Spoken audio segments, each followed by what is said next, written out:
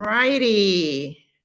Good morning, good afternoon, good evening. Hello there, MBA hopefuls. I am absolutely thrilled to be speaking with all of you today about my favorite topic, your MBA story and how to use it to differentiate yourself in the MBA admissions process.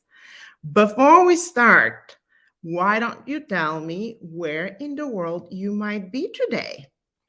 So drop me a quick note and let me know. And in case you are curious, I am in unusually cold Richmond, Virginia today. So let's see where we have people joining us from. Usually when I do presentations for MBA candidates, you truly are dispersed all over the world. All righty, I am hoping to see some comments from you, but if not, we will begin shortly and we will go really fast. Ooh, all right, we have someone in DC. I suspect it's just as cold there. Dubai, I suspect that's warmer. India as well. All right, let's see any other interesting places. So at least one more soul in the Mid-Atlantic that I know is sharing the disappointment of us not having a really warm January with me. Excellent, excellent, excellent. Wonderful. So friends, this is what we're going to talk about today. I'm going to get straight to the point. Today, we're going to be talking about differentiation, and you'll find out why this is the most critical part of the application process. And even more importantly, you're going to learn exactly how to create an MBA story that differentiates you in the MBA admissions process. Now, before we begin, I want you to turn off all distractions. I know that we all love to multitask, but if you can, please close all these additional windows, close your door so you're not getting distracted. Let's make the most of our time today together. All right, deal. Before we actually begin talking about our topic, I wanted to show you a quick excerpt and I want to ask you a question. So this is an excerpt from a Stanford essay. As you know, Stanford asks what matters most to you and why. And this is what one person said. I grew up having a very idealistic view of what I want to do in life. I want to have a substantial positive impact on the world. So I have a question for all of you. Jump in the comments and tell me, do you feel that by making this statement, this candidate was able to convey a story that will differentiate them in the MBA application process? So jump in the comments and give me just a simple yes or no. Do you think that a story like this about wanting to have a substantial positive impact on the world can grab the AdCom's attention? What do you think? Jump in the notes, in the comments, and give me a yes or a no. No. Okay. Anyone else think differently? Yes. All right. So we have some yeses. So some of you think that it might, and some of you think that it might not. And if you think that it might, I can understand why, because of course we all know that one thing that Stanford tremendously cares about is impact. So by talking about impact, you might think that the person really is answering the question the right way. But some of you said generic as heck, plus you don't need an MBA to achieve that. All right, you are not mincing words, my friend, but you are correct.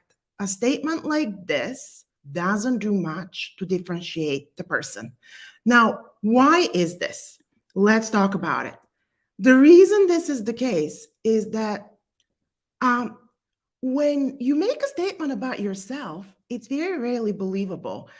In case all of you on this broadcast today don't know who this is, it's Margaret Thatcher, a former British Prime Minister. She was very skillfully played by Gillian Anderson, for those of you who follow The Crown. And this is what she said about statements. Being powerful is like being a lady. If you have to tell people you are, you aren't, right? So this is what happens when you resort to statements. Statements are flat. They're boring. They do nothing to differentiate you. And if you're forgettable, this is quite frankly the worst thing that can happen to you in the MBA admissions process, because that means that when a reviewer is looking through your story, they can so very easily move you to the pile of people who don't get invited to an interview. And that's not what you want. But let's talk about what is wrong with statements and kind of like how to go from having to give an answer that's boring to giving an answer that actually has more substance to it. So here's what the MBA Adcom is looking for. They want proof and they want evidence. In other words, they want to see how this person's idealistic view of the world was formed. And what exactly does it mean to have impact, right? Like, what will this impact look like? Even more importantly, MBA Adcoms are famous for looking at your past actions, right, to predict your future success. So they're going to want to see exactly what did you do that you're going to leverage with your MBA learnings to have this substantial impact on the world. In other words, the MBA Adcom wants to hear your story, right? They want to know what happened and how it happened. Now, when I start talking about all of this, what usually happens is the candidates still feel unsure what story really the MBA Adcom is looking for. They say, like, but Petia, like, we know that the MBA story matters, but like, what is the story that matters? How do we tell it? And then you very often might feel afraid that your application won't stand out, that you're going to fall prey to what happened to that candidate that I showed you the story of earlier, right?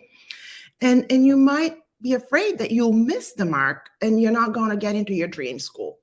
But here's the thing, whatever your fear is, you're in the right place today, because I'm going to pull the curtain for you and I'm going to show you why you can actually start making steps to create a powerful MBA story.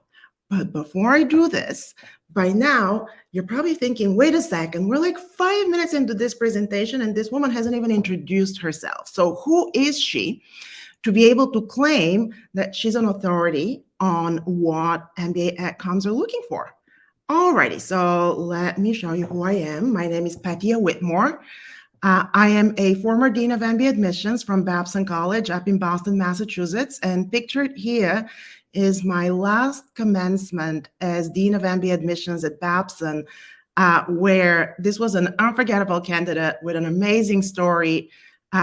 It really says something when you still remember the essays of that person, and that's her graduating and seeking me out in the crowd and coming, giving me a big hug. It's not very evident in the picture, but my eyes may have watered up a little bit because, again, amazing young person, amazing story, and amazing achievements. After Babson, I spent some time as the founding principal of the Education Advisory Board. It's a very large higher education consulting firm where I worked with deans, provosts, presidents.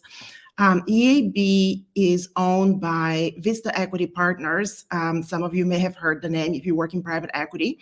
And if you're not familiar with Vista, I am absolutely certain that you've heard about the founder of Vista, Robert Smith, who famously, in the middle of a commencement speech at Morehouse College, paused and promised to pay off the student debt of all graduating students and their families in the audience. So this is who I work for and help build an enrollment marketing product for schools to use when they try to attract really talented young people such as you.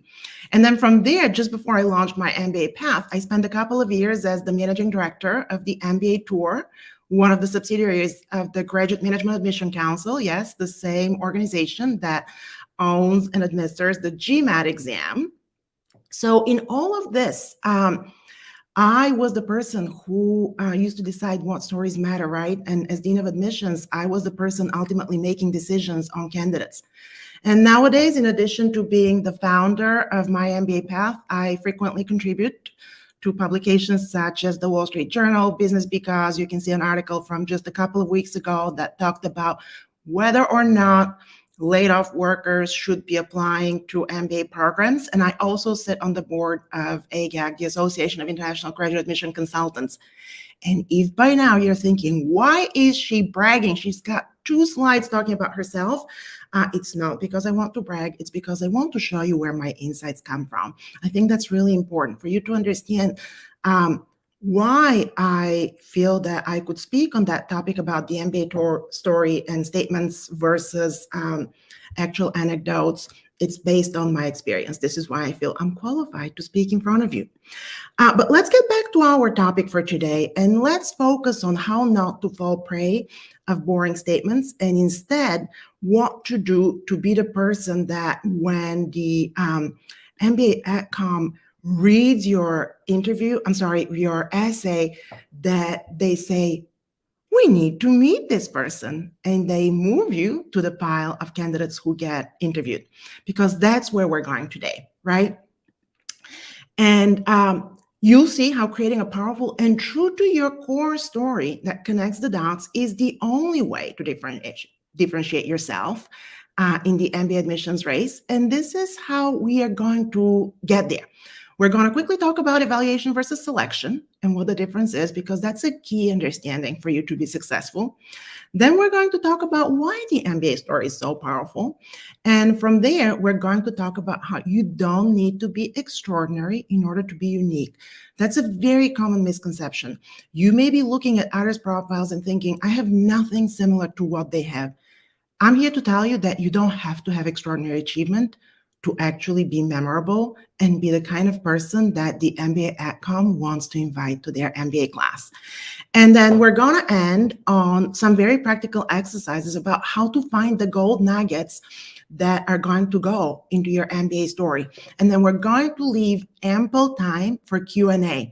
Now, I'm going to keep an eye on the comments even as I speak. I'll try. And if I see that you have a question that's pertaining to where we are in the presentation, I might address it earlier. But if it's a more general question, we're going to leave it for the Q&A part. All right. So let's start with evaluation versus selection. And let's level set here for a moment, right? Let me tell you something. If I told you that more than half of all Stanford GSB candidates are actually qualified for admission, would that be true or not? So jump in the comments again and just give me a yes or a no. Is it possible at all that more than half of all Stanford GSB candidates, the most selective MBA program in the world, right, are qualified for admission? Yes or no? Alrighty, we have a bold guess, yes. Anyone else wants to agree or refute? Yes or no? Here's the thing, it happens to be true. There's a powerful process of self-selection that ensures that a very large number of candidates to the top schools actually have the statistics, the GMAT or GRE, the GPA, the work experience, the qualifications for admission. Now, if this is the case, then why only 7% of them actually get admitted? You may say, well, there's a capacity constraint, right? There are only so many seats in the class. And if you said that, you will be correct, right? But there's something more than that still. How does this selection happen, right? How do they draw a lottery? Like, what happens? And here's the thing. It's not enough to qualify for admission. You need to be the kind of candidate that they actually want to invite to the class. Because within the huge number of MBA applications that qualified, you need to stand out, and that's exactly where the evaluation versus selection happens. In other words, quite simply put, evaluation determines who is admissible. Selection determines who is desirable, who's going to be invited to the class. And I think it's very important to keep this in mind as you move through the application process. So my number one advice for you is that you want to have strong statistics, but realize that your statistics in and of themselves will never be what differentiates you. All right. And this is exactly why we're going to talk about why the MBA story is so critical, right? You may have heard the expression that a picture is worth 1,000 words, but here's the thing, there isn't a lot of room for pictures in MBA admission, although some schools do allow you. There's a famous Pick 4, right? They allow you to provide pictures with captions, but that's more of an exception. But the thing is that your MBA application does paint a story. It's a picture of you, a picture made of words, a story of your lived experiences, right? And the thing is, to select you, the MBA Adcom does have to see you, right? They have to see this picture. And the reason for this is quite simple. This is a quote from someone who is a scholar of evolution and a historian. And he pretty much tells us that we as species are addicted to story. Even when the body goes to sleep, the mind stays up all night telling itself stories. Isn't it amazing to think about it this way? But if you think, okay, so this is just some historian, some scholar, right? I mean, what does he know about MBA admission stories? Well, for those of you who might be dreaming about Harvard, what is the case method if not a story, right? A story about people in business, what they did, what challenges they faced, what actions they took, and how did it turn out, right? So think about this for a moment. If Harvard thinks that using a story as a way to teach some of the most high achieving and high potential individuals in the world of business, do you need any more convincing that stories are what really matters, right? And if you do, let me offer you, this is a direct quote from the Stanford website that tells you we base our evaluation on your whole application, and we take into account factors such as your background, experiences, perspectives, aspirations, values, and accomplishments. And what is your background, experiences, perspectives, aspirations, values, and accomplishments, if not your story, right? So now let me show you another example. This is from the famous Berkeley Haas, What Makes You Feel Alive When You're Doing It and Why essay. And this is what one person wrote. I feel most alive when zesty aroma of spices rises from the skillet and wafts through the air. Beyond scratching a nonconformist itch, breaking culinary norms allows me to express myself in innovative, edible forms. Now, when you read this, does this feel different than the first essay I showed you? Do you read it? I mean, when I first read it, I said, wow, this is so interesting. First of all, I can almost be in the scene. And second, I'm like, wait a second. What does scratching a nonconformist itch have to do with cooking? And how does this even relate to an MBA essay? But here's the thing. When you read an opening like this, you want to continue reading, right? So remember where we started. Statements versus stories. Stories make it real. Stories are what the MBA Adcom will remember, right? Stories are what's going to move you from the pile of people who don't get invited to an interview to the pile of people who will, right? So let's talk a little bit about one of the big myths that I alluded to earlier. And there's a reason why I showed you a cooking example in particular, right? Because is there anything extraordinary about cooking? Hardly. So many of us do it, some with more success, some with less, right? But there's something very powerful about sharing a story that so many people can relate to. And it doesn't have to be a story about an amazing achievement. It doesn't have to be you having saved people from a burning building. In fact, I actually want to tell you that those kind of like melodramatic, heroic narratives, unless they have a point, might not serve you very, very well in the admission process, even though you might think that they're striking and they're going to be memorable. So again, you don't have to have an extraordinary story. It just has to be your story. It can be very simple, but as long as it's authentic and meaningful to how you're presenting yourself to the MBA admissions committee, you don't have to worry about it not being extraordinary. Now, time is advancing, and I know I promised that we're going to leave time for Q&A. So I kind of want to keep moving, right? And I want to show you one more example very quickly. It's from the essay of someone who ended up being a quadruple admit. And here's a story that he wrote about a lot in his essays to a whole bunch of M7 and top 15 schools. He talked about welcoming summer interns to EY and how this is one of his favorite times a year. Again, nothing completely extraordinary. It only spanned one summer. But here's what this person did. He told the story of what a day in the life of guiding these interns was. He named them. He talked about their personalities. He talked about their achievements and how they won a regional competition in the end. So he made the story extremely detailed, vivid, and meaningful. So again, it didn't have to be an extraordinary story. It's actually fairly run out of the mill.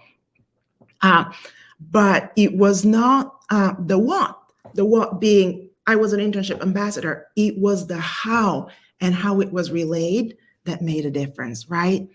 So this is what I want you to remember. The second thing I want you to remember from today, that the story needs to be true to your core and it needs to connect the dots, right? Now, you may be thinking, that's great, but I'm not exactly sure how to think about my own story. Like usually at this time, when I start speaking about all of these topics, I ask you kind of, does this stir something in you? Does this make you come up with ideas? Does a light bulb go off saying, this is something I can talk about in my MBA application? So give me again a quick yes or a no. Does this lead to any possible light bulb moments? And if it doesn't, here's the thing. Our next exercise is actually going to talk about what goes into a great MBA story and what exactly can you do to create your own, right? So the first thing I'm going to say is randomness is not your friend. Many candidates approach this process, especially when it comes to the essay writing, where the majority of storytelling happens, by searching for a random aha moment. They also talk, they try to think about like, what might it be that the MBA AdCom wants to hear? That's called typecasting, right? Oh, it has to be a story about X, or it has to be a story that's structured in a certain form. Let me tell you, this is not the case, especially with the type of essays that I call the philosophical essays. So the questions that Stanford asks, the questions that Berkeley Haas asks, Yale, Kellogg, Harvard as well. There's no formula and there's no set answer. But what do you do if this is the case, right? You have to start with something that really gets to the point of what is at the core of your candidacy as a person, right? So there's something that I call the 7 key questions. And I can drop a link later and ask you those. And actually, I do have a handout for you that I'll ask my friend from GMAT Club, Abhijit, to maybe drop in the comments because I don't have access to dropping it. So Abhijit, if you can drop that link that I sent you, that would be great. And if not, we can do it a little bit later. The 7 key questions get to the core of who you are as a person. And we're going to run through them very, very quickly. When in life have you been the saddest and the most joyful? Because these things most likely have to do with what you value most, both about yourself as an individual, but also about your accomplishments and also about the challenges that you may have had to overcome. The second question is, who shaped you? Very often when you start thinking about yourself as a candidate, you get overly wrapped into thinking only about yourself. But the mentors, the bosses, the family that help make you who you are belong in your story as well. How does the story end? That's one of my favorite questions. And it was asked of me in a very different way, not as polite as you see here. One of my most important mentors in life is a person who is a Harvard MBA. He was then a partner at Bain and the head for the Americas. And then he was a CEO of a couple of companies. So really ridiculously accomplished background. And as I was contemplating my next step at the end of my tenure at Babson, we're sitting in San Francisco after an MBA admissions event. And I was kind of saying that I'm not exactly sure where I want to go from there. And he kind of said in his low voice, well, have you thought about writing your own obituary? And I'm like, writing my own obituary? Well, what this have to do is, what do you want your legacy to be? So I'm not going to go through each one of the questions, but you get the gist and you have the handout that was dropped. So start with asking yourself questions that get to the point, to the core of who you are. Now, where else might you search for stories? For the last couple of years, I've been using some really great tools. Self-assessment tests in general are a wonderful place to go because they talk about how you achieve results, who you are as a person, how do you act on a team. And my favorite one is called Principles U. You can Google it. It was created by Ray Dalio, the founder of Bridgewater Associates, and Adam Grant. Yeah, the same Adam Grant, who was a professor at Wharton. He really is the latest and greatest in my mind, and it's also free. This is kind of what it gives you. It puts your actions and your attributes into several different archetypes, and it really gives you a very full picture of how you act, how you make decisions, how you create, how you execute. And then as you get your key attributes, you can start thinking about stories that can illustrate them. So definitely look up Principles U. It can be of huge help to you. Now, your yearly evaluations, your conversations with mentors, as I just illustrated earlier, your friends and family, all could be a really, really great source of finding nuggets for your stories. The thing, though, is it's an iterative process. It works best when it's an iterative process. So do it again and again. Don't settle on the first ideas that come to mind, right? Collect, curate, iterate. Even the best writers need time to reflect and then time to write and rewrite. This is an excerpt from someone I worked with who was absolutely an amazing writer. And even someone like him needed, and that's really on the low end, 3 different rewrites of his stories to get them into the shape that eventually was really strong and meaningful and memorable. So iterate.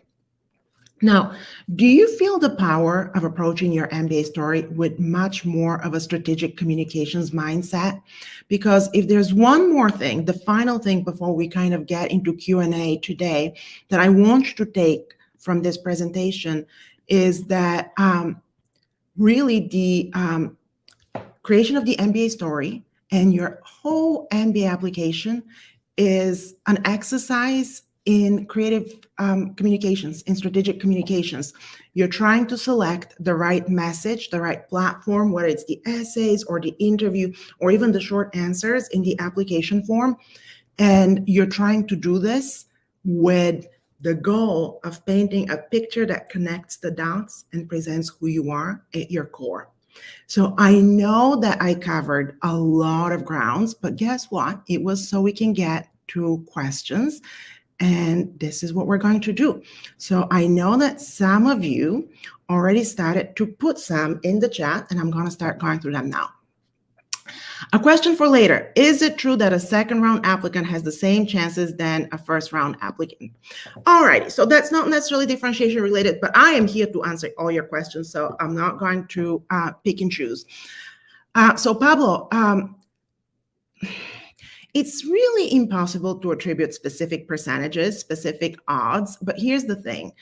There isn't as much of a difference between round 1 and round 2 anymore. Back in the day, round 1 really had substantially stronger odds. And I would argue that it still does, but I wouldn't say that it's necessarily because somehow the MBA admissions committee is more favorable towards round 1 candidates. The thing is that very often in round 1, you have the strongest candidates applying, the ones who've been planning this for quite a while, the ones who've been working on their soul searching and their story for quite a while. But in my experience, strong candidates will get admitted in both round 1 and round 2, and you don't have to worry that in round 2, your odds significantly diminish. All right, how to write a good story that makes you unique as someone? Well, hopefully by now, I gave you some ideas about how to do it. And again, the biggest thing is before you start writing, plan your writing. Search for the gold nuggets that we talked about. Use the tools that I mentioned here to figure out what are the most substantial pieces of your MBA story, and then start putting them together. I'll use a metaphor to ideally make this a little bit easier for you. Very often when candidates start working on their materials, they think of the MBA application process as a puzzle. They somehow feel that They have to have very specific pieces, and they have to try to sort of like put them together the way a puzzle works and build a predetermined picture, right? That looks like the picture on the puzzle box. Well, I actually like to approach things a little bit differently. And I want you to consider that approach as well. Instead of a puzzle, think about your MBA candidacy as a quilt.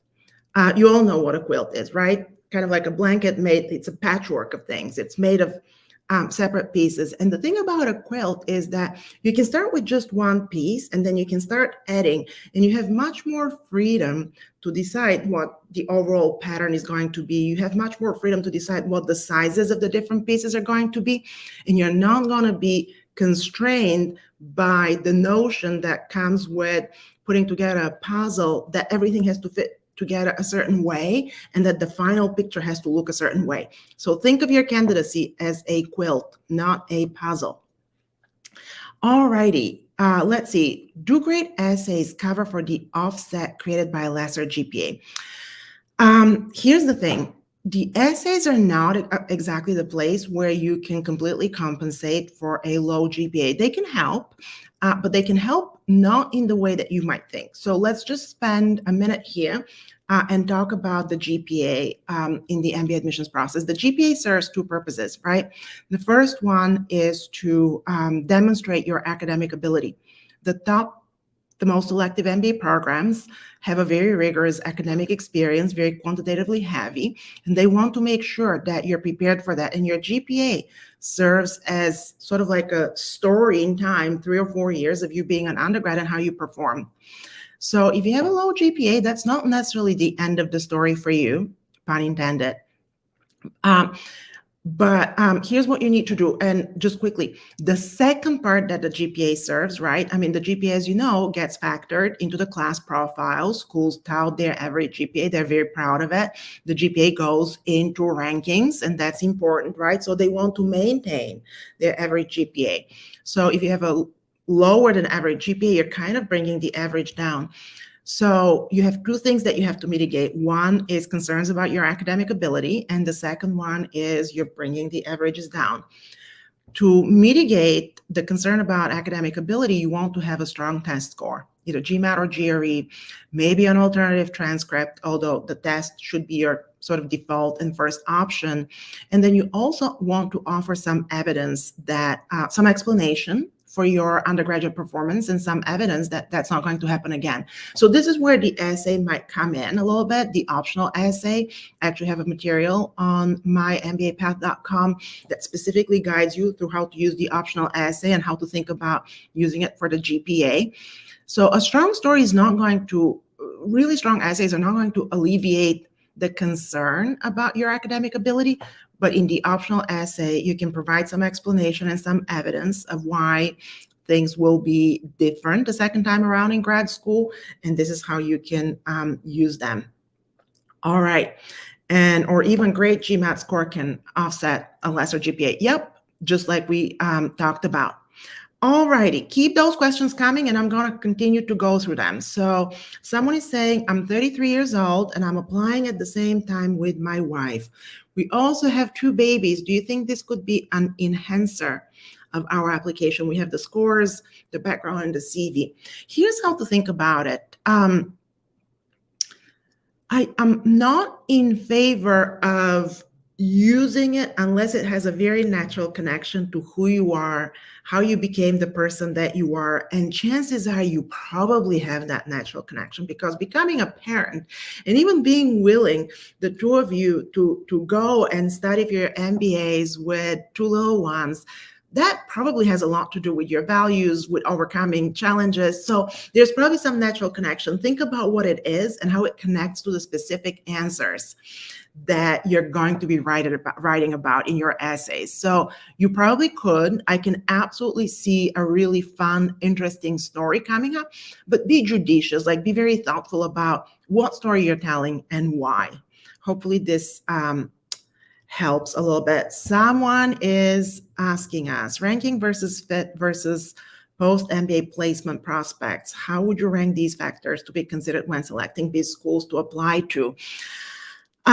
So that's a question from my friends at GMAT Club.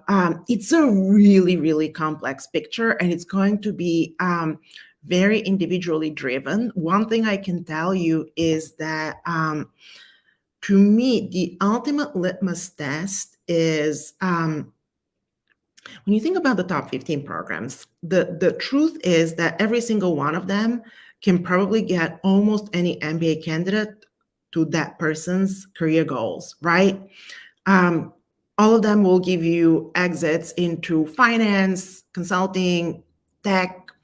There might be variables geographically, regionally, sort of what companies, but it's not going to be a substantial difference. So from there, the notion of fit, the notion of which community do you think you're gonna be at your best being part of? Which community can you see yourself most inspired by? Which community do you think you can best contribute to? I think that this is the part that becomes really important. That example that I showed you earlier about the person who wrote about his internship experience, there's more to that story. He ended up being admitted to 4 programs. It was a combination of M7 and top 15 programs. And one of the 4 was an M7 program. And I remember having a conversation with him when he got admitted. He said he named the M7 school.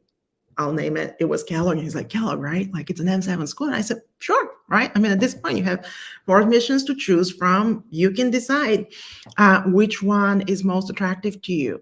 But then as he continued to speak with admitted students, some recent alums, as he continued to have these conversations, now with an eye of, I'm not simply trying to get in, I'm actually trying to figure out where I belong. It was a different school that ended up emerging at the top of his list, and it was a slightly lower ranked school, still incredibly strong and amazing, but that's where he went, and he's very, very, very happy. All righty, so let's see. We have some questions about GMAT. Here's the thing.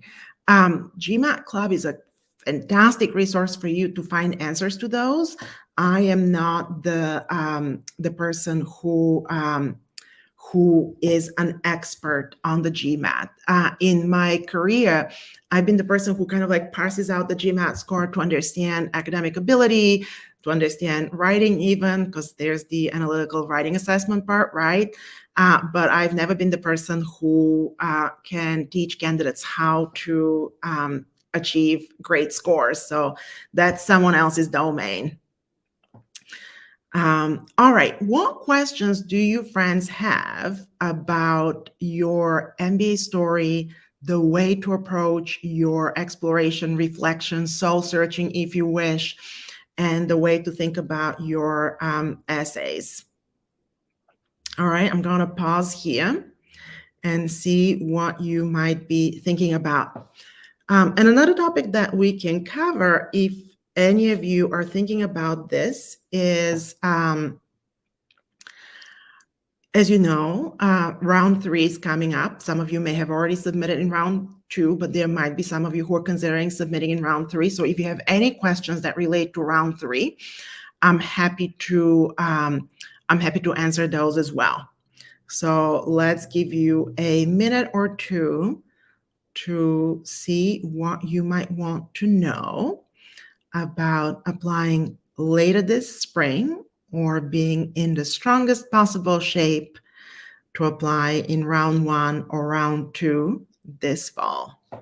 So don't be shy. You're never a shy crowd. How should we structure our contribution to the school? That's a fantastic question. Schools ask about this sometimes explicitly, and sometimes it can be sort of disguised in questions such as, how will you make the most out of your MBA experience? So this is a really great question. I'm glad you asked it. So the way to think about it is the following.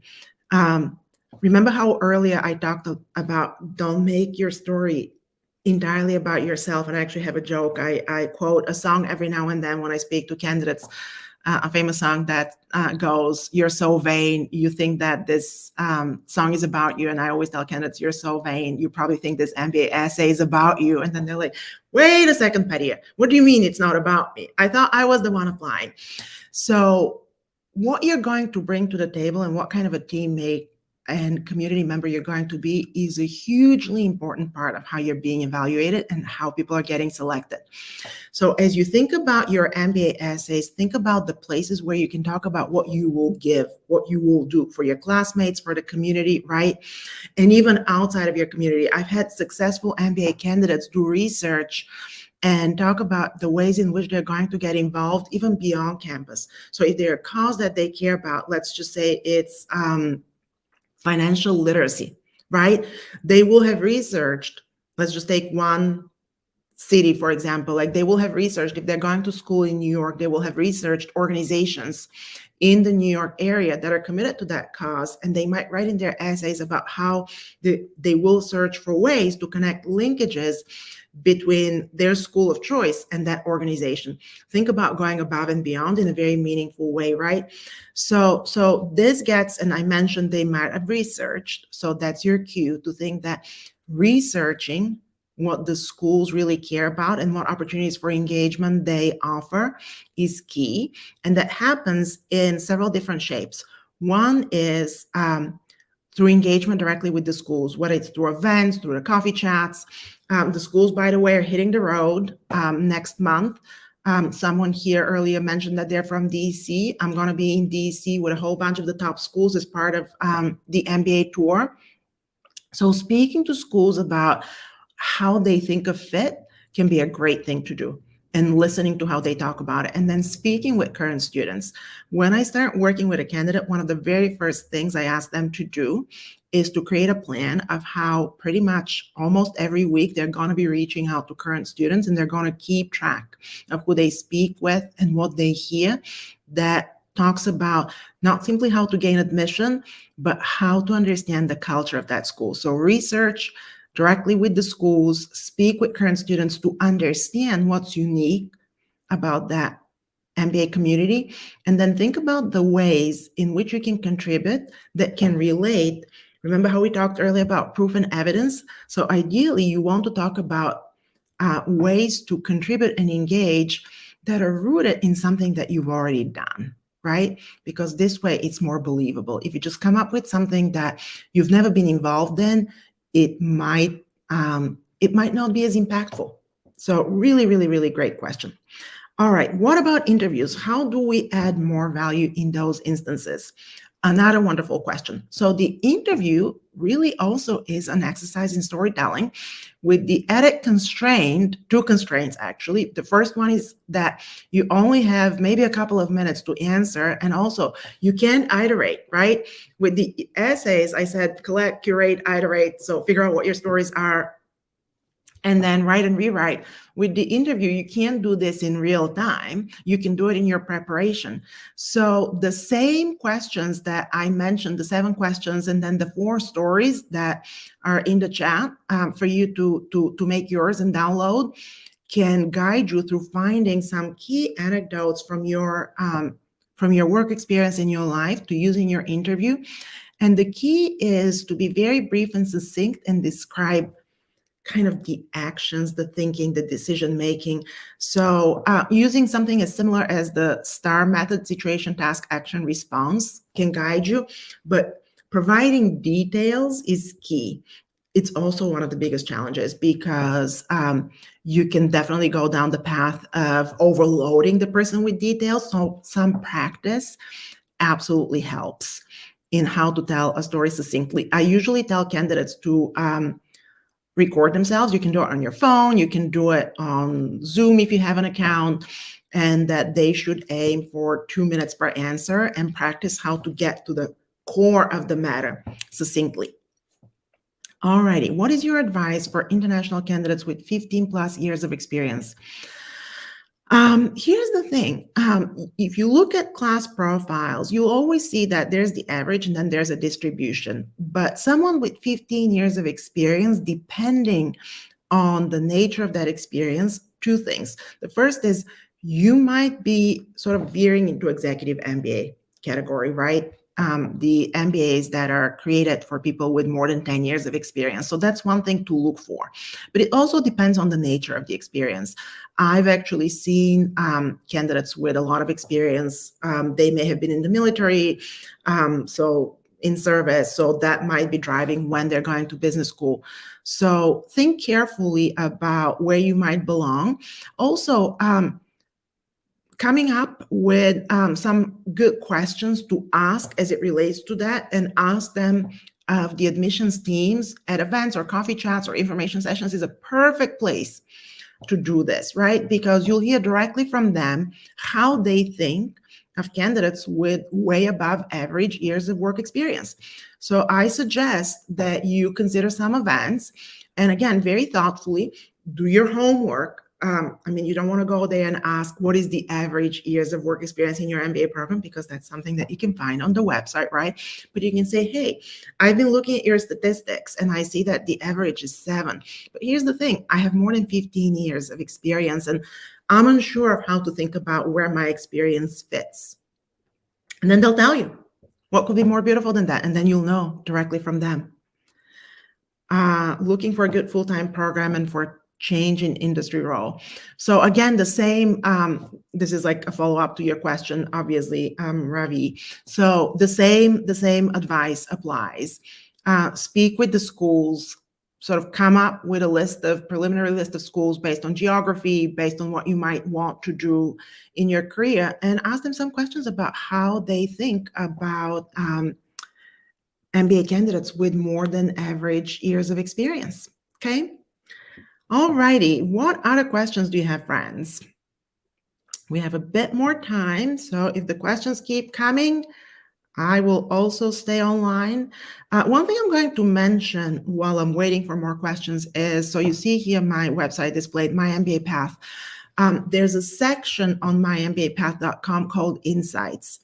I write prolifically, and I write with one purpose in mind, to provide as much as I can of my knowledge to the candidates out there who need it, right?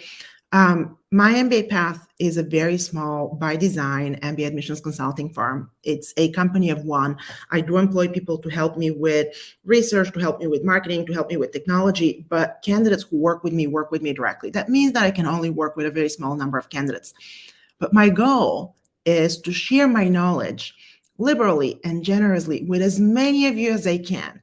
So if you end up on my email list, which you can very easily subscribe to if you go to mymbapath.com, every single Sunday morning, and only once a week because I don't spam, you will get the latest insights. I always write about what's happening in the MBA admissions space right now, how you should be thinking about it. What does this mean for you? How should it guide your actions? So I invite you to join and sign up and become part of my insider group if you wish, because I think that you can benefit from kind of like really staying in touch with someone who has made it her mission to stay on top of all the developments in MBA admissions, and kind of, I like to have my finger on the pulse of this industry. Is the output different in an MBA full-time compared to MBA for candidate, for full-time MBA versus MBA? So yes, quite frankly, it is different simply because of the composition of students who go to executive MBA programs. Most of them are not necessarily looking to pivot. They're not necessarily looking for a career switch. So therefore, the most important difference is that you're not going to have necessarily the exact same access to on-campus recruiting as a full-time MBA program. So that's an important distinction to make, and something to ask again. If you start thinking of an MBA, you can ask the admissions offices, to what extent do students in an MBA program have access to career resources, and which ones, right? All right, what do you know about how the chances are for round 3 applications in schools in UK or Australia that have up to 7 rounds? Australia is not really my area of expertise as much as the United States and Europe are, because these are the schools that I've most closely worked with, interacted with over the course of my career. So here's what I'm going to say, and I'm going to make it a little broader to be about the US and Europe, just for the benefit of everyone else in the audience who might have that same exact question. Round 3 traditionally has been a little problematic because by round 3, for many, many schools, both in the US and the UK, a lot of the seats are already taken, right? They've had number of rounds previously. They've already made some decisions. They've already allocated some scholarships and aid in some instances. But round 3 has always been an option for really strong candidates. And especially in the instances when round 3 is not the last round, as it typically is in the United States, your odds are even higher, right? I mean, the schools have multiple rounds for a reason. So if it's round 3 of 5, you're kind of right in the middle. It's almost like the equivalent of what round 2 might be for the schools that only have 3 rounds. And also this year, we have all the reasons to believe that round 3 might become an even more viable option for candidates in the US and also in Europe, simply because we've seen a little bit, like it started last year when we saw a decline in overall applications, and especially a decline in domestic applicants, right? So I think it was something like 67 in the most recent application trend survey, which is something that the Graduate Management Admission Council does.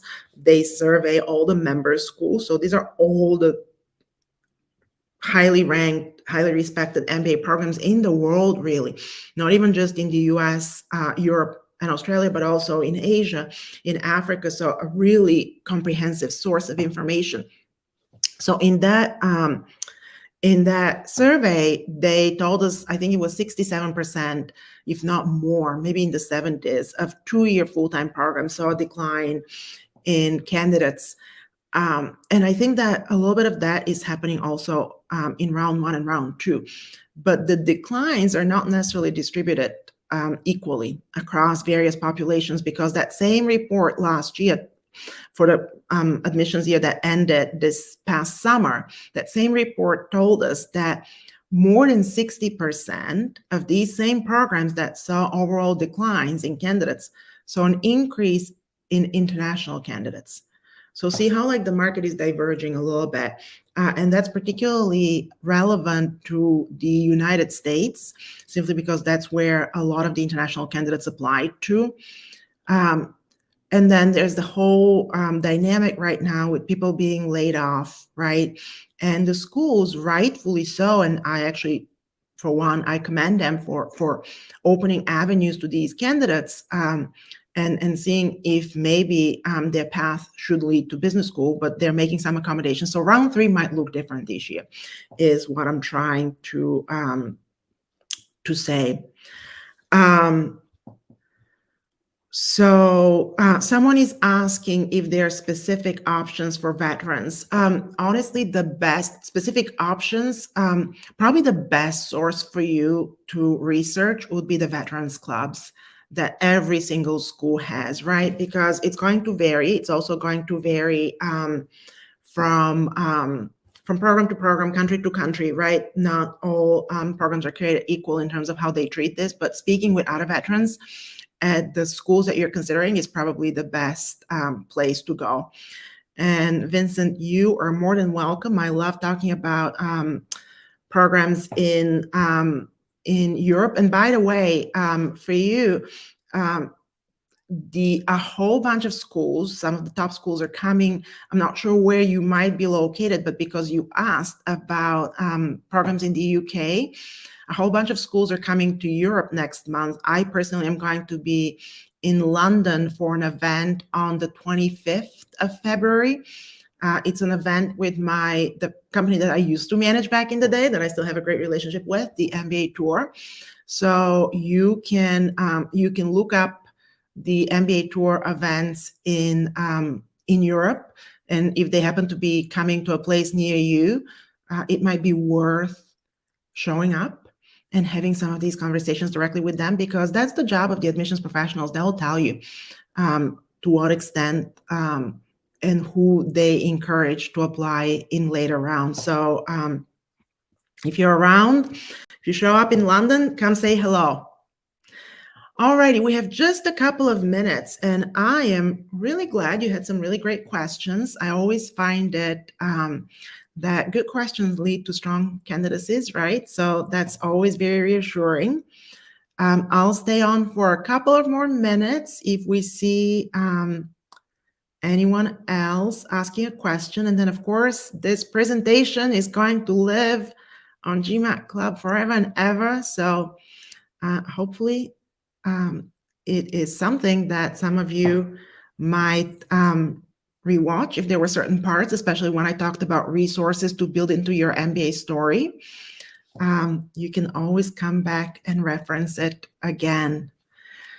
All righty, I am going to wait another minute, maybe. There we go. Could you please give your understanding how each school in US or Europe divide candidates by geography, sector, experience? Ooh, great question. Here's the thing. The short answer is they actually don't.